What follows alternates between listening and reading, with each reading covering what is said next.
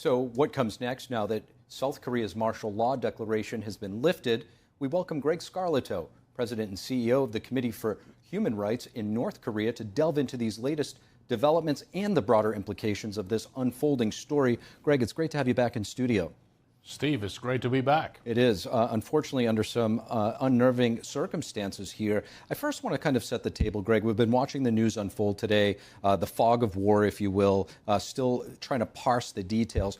One of the narratives that I've been seeing even in Western media is sort of not really analyzing and talking about the actual reason of President Yoon of South Korea's reason behind doing what he did. Talk to us about why you think that is, and is there something to be said about communist infiltration in South Korea? Steve, I run a human rights organization dealing with North Korean human rights. Of course, I cannot be in favor of martial law, and that said, we have to be fair. President Yoon Suk-yeol's point was that the Democratic Party of South Korea, the DP, was making it impossible for the executive branch of the South Korean government to work. They were not approving budgets, they were trying to impeach senior officials, and thus the President Yoon, decided this was the step to take, declaring martial law. The situation of South Korea is different from many other countries around the world. If you impair the executive branch of the government of the Republic of Korea, do you create a threat to national security? Yes, you do. The North Korean challenge is still looming large. So, it's not entirely unreasonable that he took this step.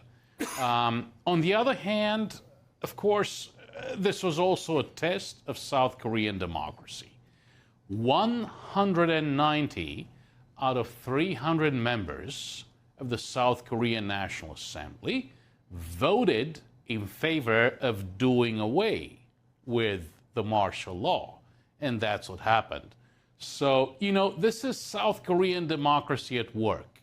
It's noisy, it's a little messy at times, but it definitely works. That's what I see. Of course, it's very serious business. This is a true global economic powerhouse, the world's 10th, 11th, 12th largest economy. We do want to know that South Korea is stable. Greg, I want to talk to you about the issue of the communist ideology. Obviously, you have North Korea, where this is generally focused on right now, but the big player in that region and in the world when it comes to communism is China. And both China and North Korea and any communist nation is the master of using proxies. And that means that it's very hard to pin somebody to something. So if, in fact, you have these communist regimes, whether it's China or North Korea, operating in South Korea using proxies, it's very hard to prove that and to expose that. Steve, there's no doubt that China has intelligence agencies that try very hard to infiltrate South Korea. North Korea does the same. Of course, North Korea tries very hard to infiltrate, undermine, subvert South Korea. Because, the ultimate purpose of the Kim family regime in North Korea is to establish hegemony over the entire Korean peninsula. There is no internal opposition. This is a tyrannical regime. What is the only alternative to the Kim family regime? That is South Korea. Prosperous, free, democratic, despite this, hiccup, martial law, it is still a very democratic country. And the way this whole martial law business played out proves that it is a very democratic country. So, of course, North Korea will try its best to undermine South Korea. And of course, China, as North Korea's great protector and ally, will try its best to undermine and subvert South Korea and South Korean democracy. We are faced with a very difficult predicament right now. half of the artillery shells the Russians have been firing against Ukraine for the past year have been North Korean artillery shells. They've been firing the KN-23 ballistic missile based on the Iskander Russian Soviet design. They have been proliferating instability and violence to the Middle East by supporting Iran and its proxies, Hamas, Hezbollah, and the Houthi rebels, all weaponized against Israel. So this North Korean threat has become a global threat. And this is what South Korea is dealing with right now.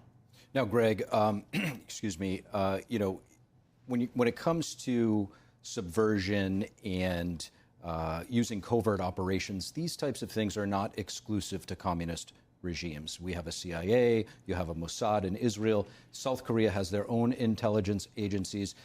Now that what appears to have been a misplaying of his cards by the current president, he still is in power. Do you think we might see a response from their military, from their intel agencies in South Korea to hit back at North Korea? We will see how this plays out. It's way too early in the process. President Yoon's predecessor, Lee Myung-bak, was blamed for having failed to basically cleanse the South Korean government from elements that were not necessarily conducive to freedom or democracy. By declaring this martial law, he seemed to be willing to take that step. He didn't. He revoked it 6 hours later. So I think that this is going to take a very heavy toll on the political future of President Yoon. This is going to take a very heavy toll on the political future of his party and the conservative side of the South Korean political spectrum. Greg, just today in Capitol Hill, right across from us here in the House of Representatives, a bill was marked up to talk about the history and the horrors of communism and to actually start to teach this in American schools. It will likely be voted on tomorrow and passed. How does this situation that we're seeing in South Korea right now serve as an example for other countries, including the U.S., how to maybe identify communist influence and most importantly, avoid falling victim to it? Steve, to me, this is a very personal issue. I was born and raised in communist Romania, the one country that was most similar to Kim Il-sung's North Korea. I was on the streets in December 1989 during the anti-communist revolution in Romania. Doesn't make me any special. Many other young people are out there. Many of us died. I think this is very important. There has been no serious condemnation of communism in the United States, in Europe, or anywhere else. There have been some authors who wrote about the horrors of communism. We do need a day of reckoning. We do need to understand that communism was a great scourge for mankind, the same way that fascism, Nazism, these were great scourges that resulted in the loss of millions of lives. This was truly a genocidal regime that killed millions of people all over the world. And I do welcome any initiative to shed light on this issue. Greg, lastly, going back to South Korea, where do you see President Yoon's presidency going from here? My wish to him is that he should recover. I think it's going to be very tough to recover. And I'm afraid that this badly botched initiative of declaring martial law, revoking martial law 6 hours later, will result in a massive political loss for his party in the next elections. So I truly worry about that.